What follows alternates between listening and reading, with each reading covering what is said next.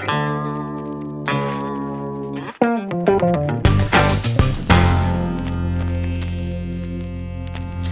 it going? It's PM Vapes, and today I'm going to take a look at my first 26650 device, and at this point my only 26650 device.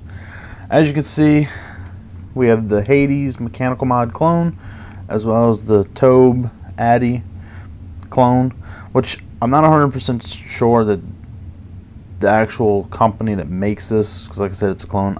I actually not 100% sure that they make a 28.5mm atomizer.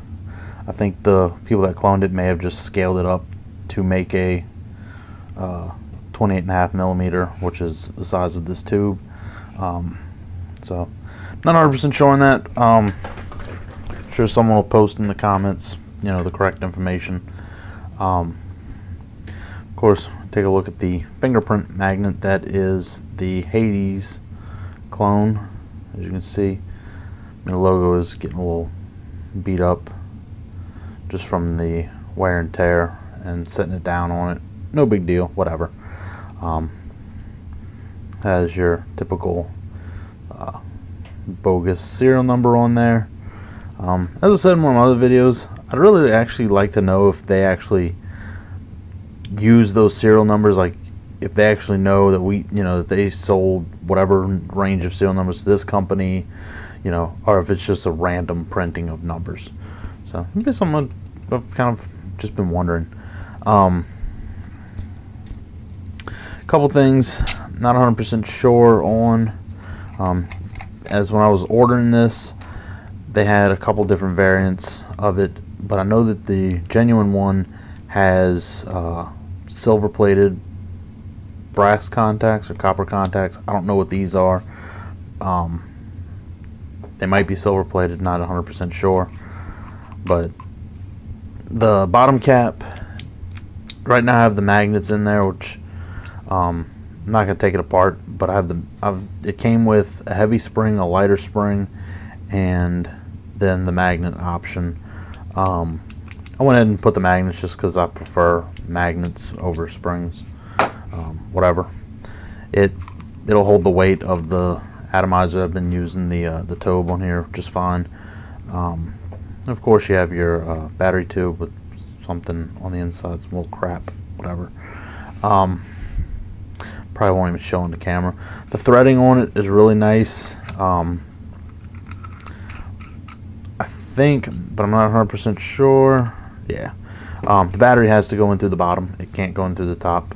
So, which before I went and made this video, I actually found out that this top cap was like almost impossible to take off of here.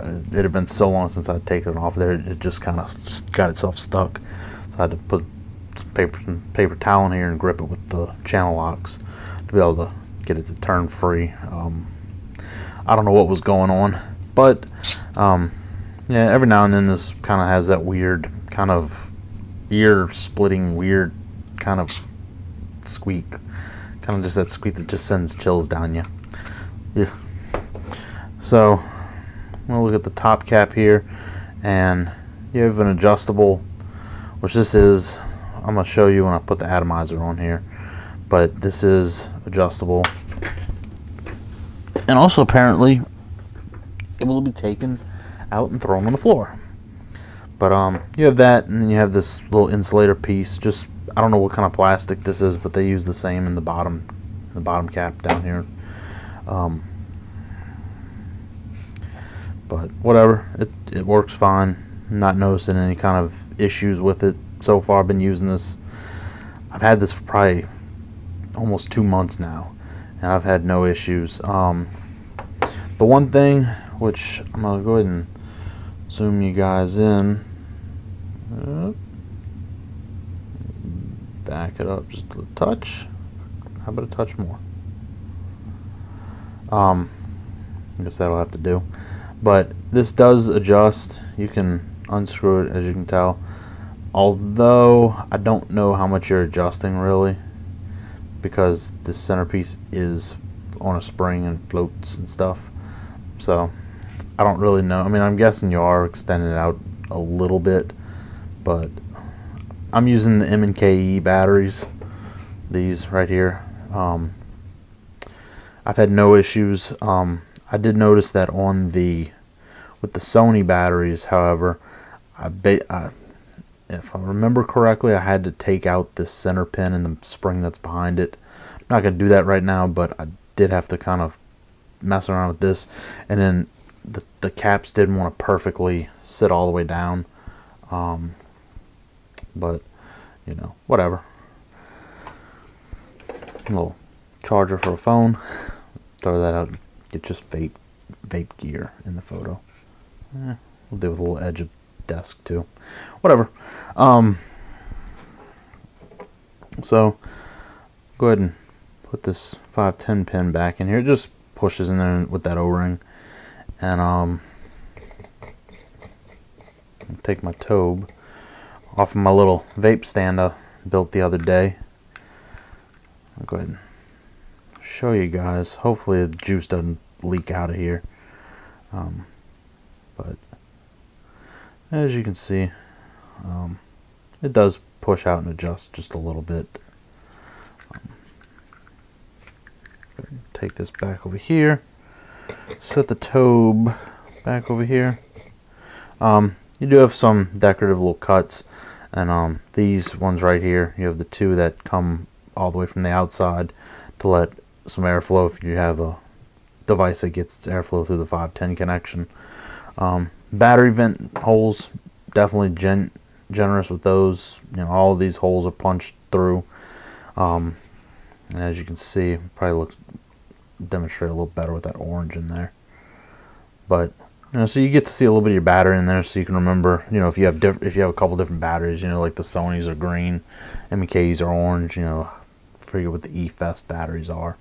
You know, but you can tell. Oh, okay, I've got this battery in there. I've got, you know, whatever battery that you're using.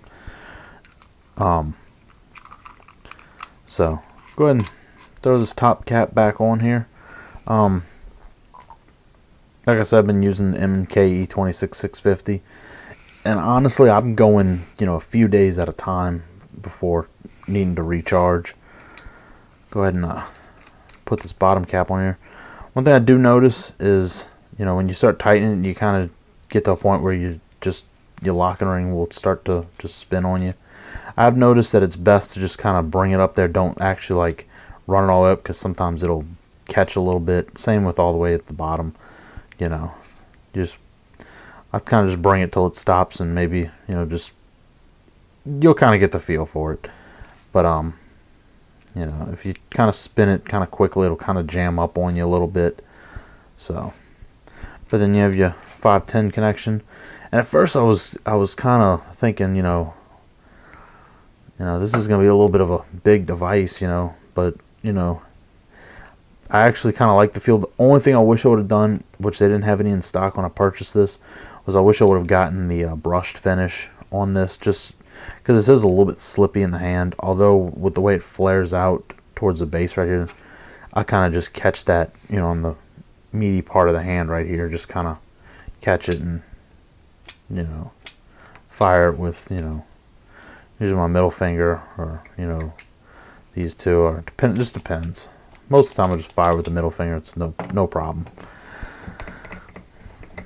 Go ahead and check out the Tobh over here. Put this to the side for a second. Zoom you guys on in right here. Very nicely made. I know that this is a clone, but still very nicely done. Once again, fake serial number, Tobh Mods V3. I think that is just they made something up, because I'm pretty sure I saw a 2 and a 2.5 on Tobh's actual website. 2014. So it's kind of cool. Clean some of this crud off my drip tip. Kind of wish I'd have noticed that before I started recording, you know. But whatever. Not a real wide bore drip tip. The build I have in here, maybe I should have kept that paper towel over here, because I know the top cap's gonna have a little bit of juice that's gonna want to leak. It's not a real fancy build in here. Kind of looking a little grungy in there, actually. But I just have, you know, a couple little micro coils in there. And actually, it was something I had actually, one night when I first got this, I was trying to figure out what I wanted to do for a build. And I took 3 pieces of 30 gauge Kanthal, you know, put one end in the chuck, grabbed the other ones with the pliers, twisted it, and then wrapped. I think I used like a 2 mil drill bit, and I did about 5 wraps. It's about 0.4 something ohms. I don't have my ohm checker on the desk right now, or otherwise I'd check it. But then I also need to kind of clean up some of these threads.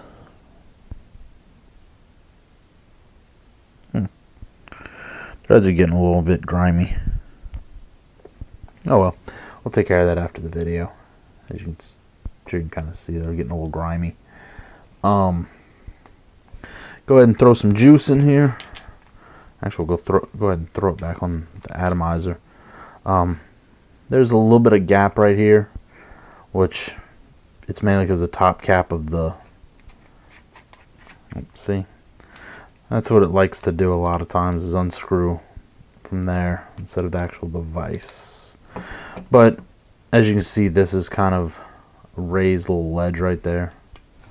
You know, let me go ahead and back you guys back up. All right, there we go. So it's kind of hard to, so just run that back down. Go ahead and lock this. That squeak every now and then, it just kind of catches you off guard and just bugs me. This is some juice I actually picked up at a local vape shop, even though I'm usually, you know, a mix my own juice kind of guy. These coils weren't looking that grimy 2 minutes ago. Ugh. I guess that's what you get. I've ran about 40 mils of this King's Crown Fight Your Fate 6 mil juice through there.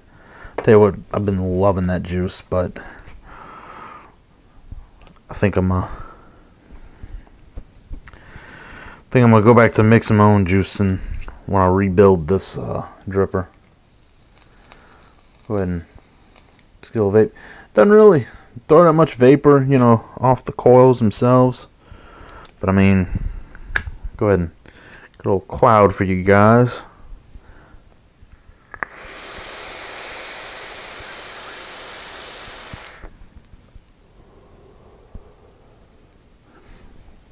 I mean, it's not a very hot vape.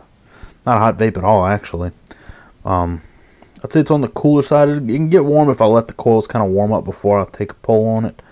But I mean, other than that, you got your fins right here, which are supposed to help with cooling, but I just don't think that this is a low enough resistance build. But I like the vapor it puts off.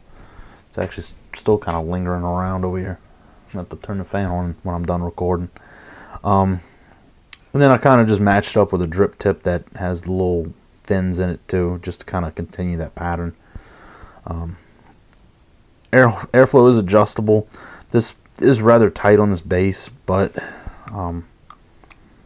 if you saw whenever we were inside, they have a little, where's my little pointy tool? Not sure how well you can see them, but right in here, what I'm pointing to at the bottom of this, there's like little raised sections that you basically turn this cap, which you really have to, you have to struggle with it. Put a little bit of juice on that O-ring down there to help lubricate it to adjust it. But basically, you would just rotate this and block off the holes from the inside to adjust your airflow. Right now, I just have it wide open. You know, I've been using it the whole time I've had it. I've tried, you know, blocking off the holes with just putting my fingertip over it. I mean, the vape does warm up, but it's just a little too restrictive for me. And mainly, this dripper is meant to be, you know, ran. It's meant to put out good clouds, have good airflow, the cooling for if you lower resistance builds that crank off a lot of heat to get that down.